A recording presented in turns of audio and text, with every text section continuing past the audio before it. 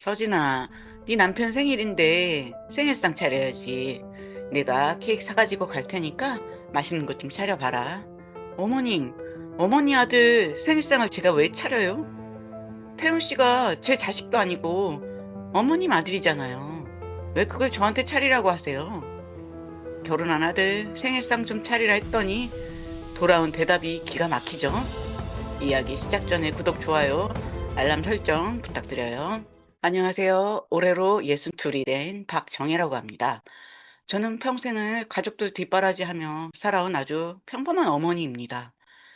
내 자식 입에 밥 들어가는 것만 봐도 배가 부르다는 옛날 생각 하나로 아들 태훈이가 먹고 싶다는 건 뭐든 아낌없이 주며 키웠습니다. 그런데 그렇게 애지중지 키운 아들이 장가를 가더니 참 많이 변하더라고요. 며느리 서진이 눈치를 보느라 늘 쩔쩔매는 모습을 볼 때마다 가슴 한구석이 참 씁쓸했습니다. 그래도 중간에서 시어머니가 잔소리하면 아들 부부 사이만 나빠질까봐 속상한 일이 있어도 그저 꾹 참고 모른 척 넘어갔습니다. 젊은 애들은 다 저렇게 사나 보다 하면서 제 자신을 달랬죠. 그러다 얼마 전 아들의 생일이 다가왔습니다. 결혼하고 맞는 두 번째 생일이라 그래도 며느리가 집에서 밥 한 끼는 챙겨주려나 싶어 은근히 신경이 쓰였습니다. 그래서 생일을 며칠 앞두고 며느리에게 조심스럽게 전화를 걸었습니다. 서진아, 이번 주 목요일이 태훈이 생일이잖니? 거창하게 차리라는 건 아니고, 그날 아침에 따뜻한 미역국 정도는 끓여주면 태훈이가 참 좋아할 텐데 싶어서 전화했다. 태훈이 생일상 차리면 우리가 케이크 사가지고 갈게. 제 딴에는 눈치를 보며 부드럽게 꺼낸 말이었습니다. 그런데 제 말이 끝나기가 무섭게 수화기 너머로 피식하는 비웃음 섞인 꽃방귀 소리가 들리더군요. 그러더니 며느리가 툭 던지듯 말했습니다. 어머니, 아들 생일상을 제가 왜 차려요? 태윤 씨가 제 자식도 아니고 어머님 아들이잖아요. 왜 그걸 저한테 차리라고 하세요? 그 말을 듣는 순간 머리가 멍해졌습니다. 하지만 며느리 말은 거기서 끝이 아니었습니다. 오히려 더 당당한 목소리로 쏘아붙이더군요. 그리고 제 생일은 누가 챙겨줬는데요? 시댁에서 제 생일날 미역국 한 그릇 끓여주신 적 없잖아요. 왜 태훈 씨 생일만 저한테 차리라고 하는지 전 정말 이해가 안 가네요. 며느리의 당돌한 말투에 저는 순간 아무 말도 하지 못했습니다. 가슴이 쿵쾅거려 숨이 턱 막히는 것 같았죠. 수화기 너머로 아들의 목소리도 희미하게 들렸습니다. 며느리가 저한테 소리를 지르는 걸 들었을 텐데도 아들은 그저 민망해할 뿐 며느리를 전혀 말리지 않았습니다. 아들의 그 비겁한 태도를 보니 서운함이 걷잡을 수 없이 밀려왔습니다. 결국 생일날 아침 저는 혼자 시장에 가서 장을 봐왔습니다. 태은이가 좋아하는 갈비찜에 미역국까지 손수 끓여서 생일상을 준비했습니다. 저녁 시간이 훌쩍 지나서야 아들 부부가 왔고 미안한 기색도 없이 밥만 먹기 시작했습니다. 며느리는 식탁에 앉자마자 핸드폰부터 꺼내들더니 음식 사진들을 이리저리 찍어댔습니다. 나중에 알고 보니 며느리는 그 사진을 자기 SNS에 올렸더라고요. 오늘 남편 생일이라고 시댁 방문. 아직도 집에서 생일상 차리는 옛날 방식. 완전 시댁 감성 폭발이네. 라며 은근히 비꼬는 글을 적어두었습니다. 아들은 밥을 다 먹자마자 와이프가 피곤해한다며 서둘러 집을 떠났습니다. 썰렁해진 주방에 혼자 남아서 산더미처럼 쌓인 설거지거리를 바라보는데 눈물이 말칵 쏟아졌습니다. 평생 자식 하나만 바라보고 모든 걸 다 바쳐서 키워왔는데 돌아오는 건 이런 무시와 조롱뿐인가 싶어 깊은 허탈감이 밀려왔습니다. 이후로도 며느리 태도는 변하지 않았습니다. 오히려 시댁에 발걸음을 할 때마다 입을 삐죽거리며 불만을 늘어놓기 일쑤였죠. 주방에서 제가 땀을 뻘뻘 흘리며 음식을 준비하고 있으면 거실 소파에 기댄 채 핸드폰만 들여다보며 한마디씩 던졌습니다. 어머님, 저희 친정은 행사 있을 때마다 무조건 밖에서 회식해요. 왜 여긴 올 때마다 집에서 사서 고생을 하시는지 모르겠어요. 요즘 세상에 누가 힘들게 집에서 밥을 차려요. 그냥 돈 주고 사 먹는 게 훨씬 맛있고 깔끔하죠. 라며 대놓고 면박을 주곤 했습니다. 제가 정성껏 차린 밥상을 구시대의 유물 취급하며 깎아내린 며느리 말에 가슴이 아파왔지만 저는 그저 못 들은 척 묵묵히 국만 펐습니다. 그런데 그렇게 시댁 음식이라면 질색을 하던 며느리가 친정 일에는 적극적이라는 사실을 알게 되었습니다. 하루는 아들 녀석의 핸드폰을 우연히 보게 되었는데 사진첩에 담긴 며느리의 모습은 제가 알던 사람이 아니더군요. 친정아버지가 환갑을 맞이하였을 때의 사진들이었습니다. 사돈댁 생신날 제 며느리는 새벽같이 친정으로 달려가 팔을 걷어붙이고 음식 준비를 도왔다고 하더군요. 사진 속 며느리는 커다란 3단 케이크를 직접 들고 환하게 웃으며 친정 부모님 목을 안고 온갖 애교를 부리고 있었습니다. 그 살갑고 다정한 모습을 보는데 머리가 띵해졌습니다. 시댁에서는 손가락 하나 까딱 안 하고 물 한 잔조차 제 손으로 떠 마시지 않던 애가 친정에 가서는 저렇게 효녀 노릇을 하고 있었다니 배신감이 밀려왔습니다. 시댁이 그렇게 불편하고 싫었으면 친정에서 하듯 반이 반이라도 흉내라도 내지. 어쩜 이렇게 사람을 차별하나 싶어 속상한 마음을 감출 수 없었습니다. 그래도 가정을 지키려면 시어머니인 제가 참아야지 하며 또 한 번 꾹 참고 넘어갔습니다. 진짜 문제는 따로 있었습니다. 내 배 아파 낳은 내 아들 6가지 점점 지철을 닮아 변해간다는 것이었죠. 어느 주말 오랜만에 집에 온 아들에게 좋아하는 반찬을 바리바리 싸주려고 주방에서 반찬통을 챙기고 있었습니다. 며느리는 옆에서 빤히 바라보며 요즘 이런 거 마트 가면 소포장으로 다 팔아요. 냉장고 자리만 차지하게 뭘 자꾸 싸주세요. 라며 눈치를 주더군요. 내심 아들이 며느리를 말려주길 바라는 눈빛으로 쳐다보았지만 아들은 도리어 짜증 섞인 목소리로 제게 핀잔을 주었습니다. 엄마, 서진이 말이 맞아. 요즘은 다 사 먹어. 엄마도 너무 옛날 방식만 고집하면서 우리한테 강요 좀 하지 마. 라며 며느리 편을 들었습니다. 자식을 위해 평생을 바친 엄마의 정성을 구닥다리 옛날 방식이라며 귀찮은 아들의 냉정한 말에 제 마음은 완전히 무너져 내렸습니다. 그러던 어느 주말이었습니다. 원래는 아들 부부가 시댁에 와서 다 함께 저녁을 먹기로 약속한 날이었어요. 그런데 당일 아침에 며느리한테 문자 한 통이 띡 오더라고요. 이번 주에는 회사 일이 너무 많았고 몸이 피곤해서 시댁에 도저히 못 갈 것 같다는 내용이었습니다. 아들 녀석 건강 상태도 신경 쓰이고 걱정스러운 마음에 저는 그래 많이 피곤하면 주말에 집에서 아무것도 하지 말고 푹 쉬어라 하고 답장을 다정하게 보냈죠. 그런데 그날 오후에 거실에 앉아 휴대폰을 보다가 기가 막힌 장면을 목격했습니다. 피곤해서 집에서 뻗어 있다던 며느리 SNS에 새로운 사진들이 올라온 겁니다. 경치 좋은 교회의 한 유명한 펜션에서 친정 부모님이랑 친정 식구들을 다 모아놓고 활짝 웃으면서 고기를 구워 먹고 있더군요. 사진 밑에는 주말에 친정 가족들과 힐링 여행, 너무 행복하다라는 글까지 친절하게 적어 놓았습니다. 우리 집은 피곤해서 못 오고 친정 식구들이랑은 멀리 여행을 떠난 그 모습을 보니 머리가 다 띵하고 속이 뒤집어졌습니다. 참는 것도 한두 번이지. 더 이상은 이렇게 바보처럼 살면 안 되겠다는 생각이 들었습니다. 그래서 저는 평생 처음으로 아들이 아닌 며느리에게 직접 전화를 걸었습니다. 신호음이 몇 번 가더니 며느리가 전화를 받더군요. 전화기 너머로 들리는 친정 식구들이 시끌벅적한 웃음소리를 뒤로 하고 제가 아주 차분하고 덤덤한 목소리로 말을 꺼냈습니다. 소진아, 피곤하다더니 친정 식구들이랑 여행을 갔구나. 사진 올라온 거 잘 봤다. 내가 가만히 보니까 너희가 시댁에 오는 게 참 고역이고 옥치인 것 같네. 그러니까 앞으로는 우리 집에 억지로 오지 마라. 제 말에 며느리는 당황하기는커녕 오히려 아주 잘 됐다는 듯이 기다렸다는 말투로 대답하더군요. 아, 어머님이 사진 보셨나 보네요. 사실 주말마다 시댁 가는 거 저도 은근히 스트레스였는데 그렇게 먼저 말씀해 주시니 정말 감사하네요. 어머님도 주말에 저희 안 오면 음식 안 하셔도 되고 서로 편하시겠네요. 하고 너무나 뻔뻔하게 받아치더라고요. 미안한 기색은 눈 씻고 찾아봐도 없었습니다. 며느리 그 가볍고 당돌한 말투를 들으면서 저도 조용히 한마디를 덧붙였습니다. 그래, 네 말대로 나도 이제 내 돈 쓰고 내 시간 쓰면서 자식이니 며느리니 눈치 안 보고 살란다. 전화를 끊고 나니 가슴이 떨리기는커녕 신기하게도 속이 다 뻥 뚫리는 기분이 들었습니다. 그날 이후로 저는 아들 부부 챙기는 일을 완전히 멈춰버렸습니다. 철마다 몸살 알아가며 힘들게 담가서 보내주던 김치도 딱 끊었고 냉장고에 얼려두었던 밑반찬도 일절 보내지 않았습니다. 가끔 아들 녀석 용돈 하라고 찔러주던 쌈짓돈도 이제는 제 주머니에 그대로 놔두었습니다. 대신에 저는 그 돈과 시간을 들여서 동네 문화센터에 등록했습니다. 매주 정해진 날에 나가서 노래도 배우고 평소 해보고 싶던 강좌도 들으러 열심히 다녔습니다. 처음 몇 주 동안은 평생 해오던 자식 뒷바라지를 안 하니까 손이 허전하고 마음이 허하기도 했습니다.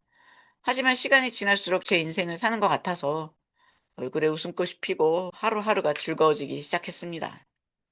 문화센터 노래교실에 다니기 시작하면서 제 생활은 참 많이 달라졌습니다. 교실에 가니까 저랑 나이대가 비슷한 또래 친구들이 가득하더라고요.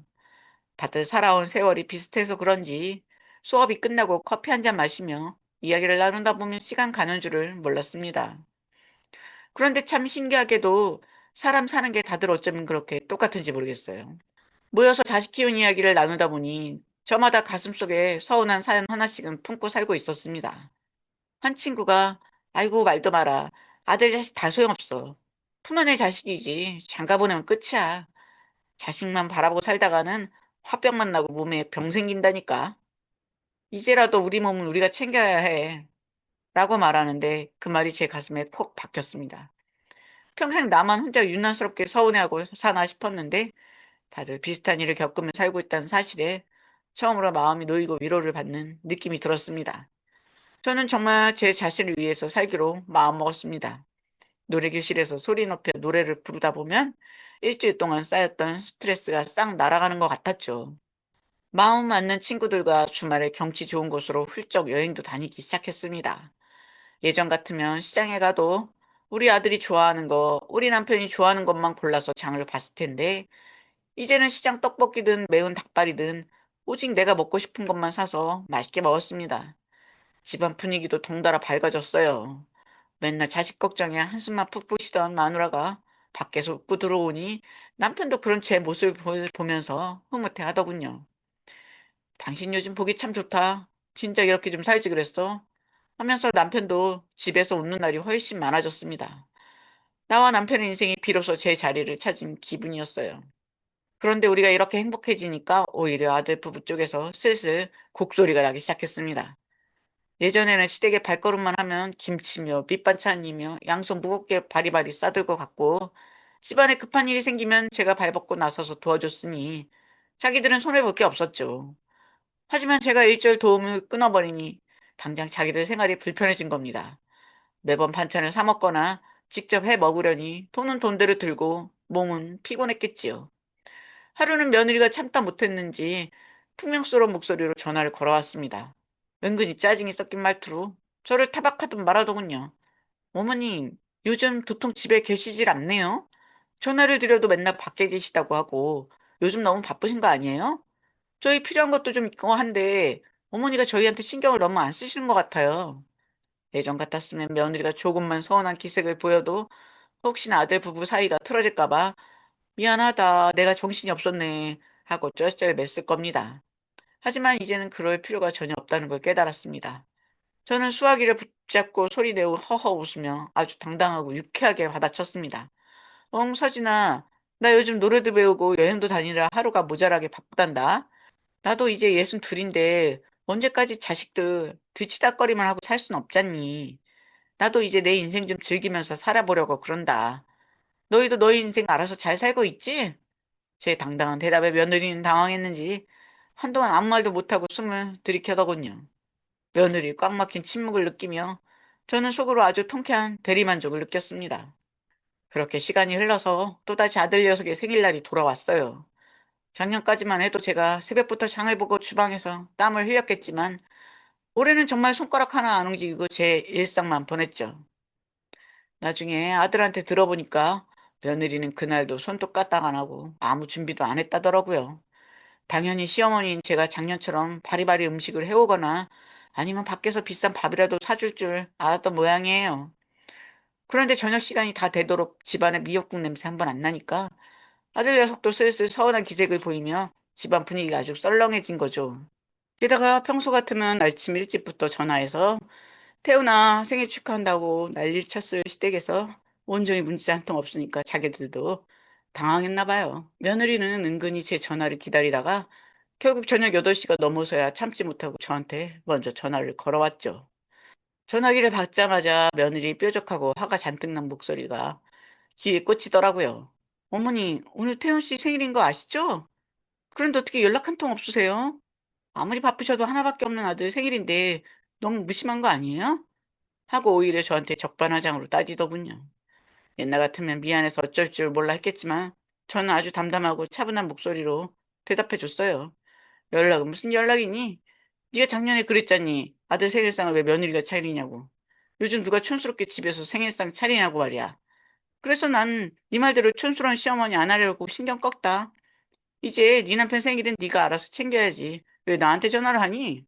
제 팩트 폭행에 며느리는 순간 꿀먹은 벙어리가 돼서 아무 말도 못하더라고요. 자기가 뱉은 말이 있으니 무슨 반박을 하겠어요. 그런데 진짜 사이다는 그 다음에 터졌죠. 스피커폰으로 흘러나오는 제 말을 옆에서 다 듣고 있던 아들 녀석이 평소에는 지쳐 눈치 보느라 쩔쩔매더니 처음으로 며느리한테 소리를 지르며 화를 내기 시작한 거예요. 당신 진짜 너무하다. 작년에 우리 엄마한테 그렇게 못되게 굴어놓고 지금 엄마한테 따지는 거야? 당신은 내 생일인데 미역국 한 그릇 끓여줬어? 물 한 잔도 안 떠다 주면서 도대체 왜 그래? 하고 말이죠. 수화기 너머로 아들이 소리치니까 며느리가 억소리도 못 내고 엄청 당황하는 게 고스란히 느껴지더라고요. 늘 지 편만 들어줄 줄 알았던 남편이 자기 엄마 편을 들면서 소리를 지르니까 며느리 입장에서는 제대로 뒤통수를 맞은 셈이죠. 아들의 날카로운 목소리를 들으면서 저는 더 들을 것도 없겠다 싶어 너희끼리 잘 해결해라 하고 전화를 끊어버렸어요. 그날 저녁에 그 집구석에서 부부가 아주 대판 싸우고 난리가 났다더라고요. 며느리는 자기가 놓은 덫에 자기가 걸려들어서 아주 제대로 망신을 당한 꼴이 된 거죠. 휴대폰을 내려놓는데 속이 어찌나 후련하고 통쾌한지 오랜만에 다리 쭉 뻗고 아주 편안하게 잠자리에 들었답니다. 그날 부부싸움을 크게 하고 나서 아들 녀석도 정신이 번쩍 들었나 봐요. 나중에 들어보니까 태훈이가 밤새 잠도 못 자고 생각에 잠겼다더라고요. 생각해보면 자기가 태어난 날부터 지금까지 엄마인 저는 단 한 번도 아들 생일을 그냥 넘긴 적이 없었거든요. 매년 생일 새벽마다 졸린 눈을 비벼가며 고기를 볶고 불 앞에 서서 미역국을 끓여대던 제 모습이 그제야 떠오른 모양이에요. 작년 생일날에도 며느리 눈치 보느라 엄마가 혼자 식당바닥에서 그 무거운 장바구니를 끙끙거리며 들고 오게 만들었는데 자기는 와이프 피곤하다는 핑계로 겨우 밥만 먹고 도망치듯 가버렸잖아요. 게다가 자기는 정작 결혼하고 나서 엄마 생일날 전화 한 통으로 퉁쳤지 제대로 된 선물이나 밥 한 끼 대접한 적이 없었다는 사실을 깨달은 거죠. 자기가 얼마나 불효자였는지 뒤늦게 밀려오는 죄책감에 아들은 마음이 아주 무거워졌대요. 며느리 서진이도 늘 자기 편만 들던 남편이 진심으로 서운해하면서 눈물까지 글썽이니까 자기가 그동안 너무 이기적이었나 싶어 마음이 조금씩 흔들리기 시작한 거죠. 그러다 결정적인 사건이 터진 게 바로 제 문화센터 노래교실 발표 날이었어요. 몇 달 동안 친구들과 열심히 연습해서 구민회관 큰 무대에 오르는 날이었거든요. 남편은 교대 근무를 아침 일찍 가봐야 해서 미안하다고 미리 꽃다발을 전해줬고 아들 부부한테는 올 테면 오고 말 테면 말라는 식으로 넌지신 날짜만 알려줬었죠.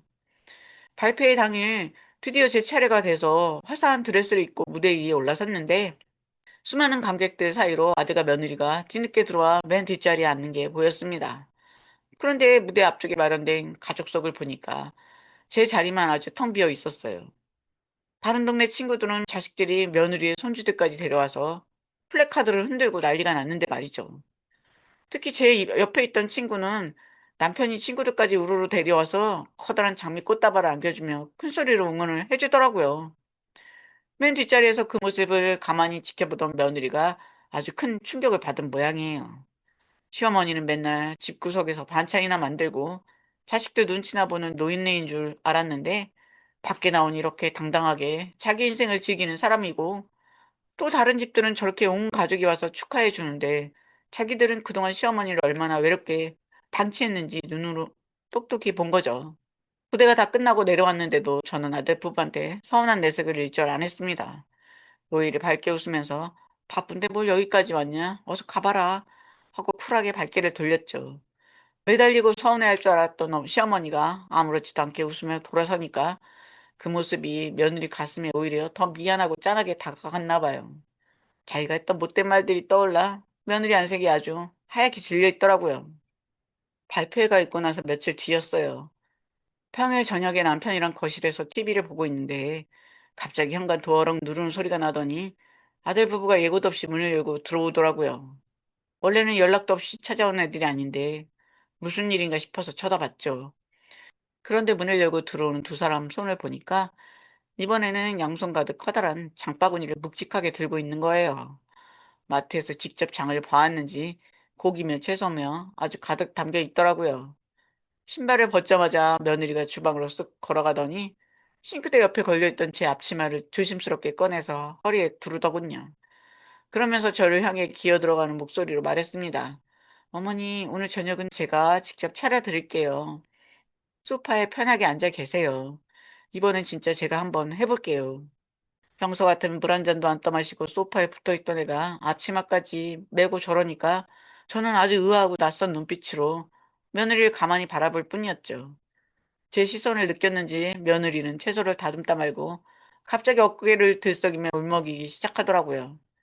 그러더니 눈물을 한 방울 뚝 떨구면서 그동안 가슴에 담아둔 속마음을 털어놓았습니다.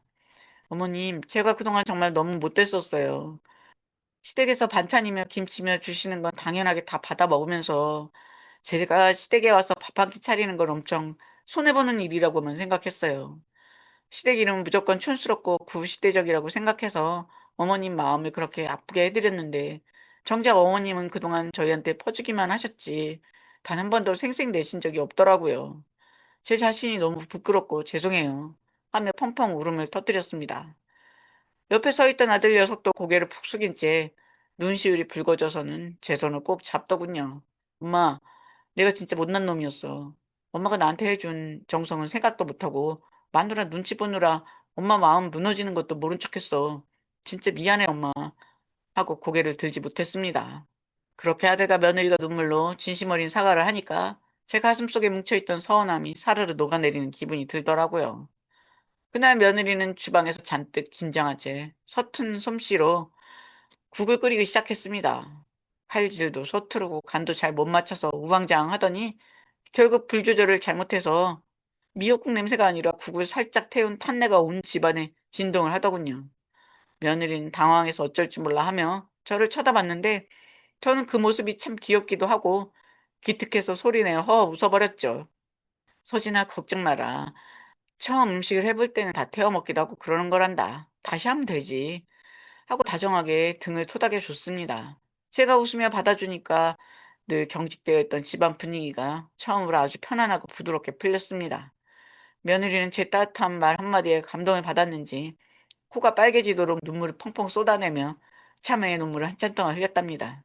그 일이 있은 후로 몇 달이 지나서 제 생일날이 되었습니다. 옛날 같으면 또 혼자 쓸쓸하게 미역국이나 끓여 먹거나 남편이랑 외식이나 하고 말았을 텐데 이번 생일은 아침부터 집안 풍경이 완전히 달랐지요. 아들과 며느리가 새벽같이 제 집으로 찾아온 겁니다.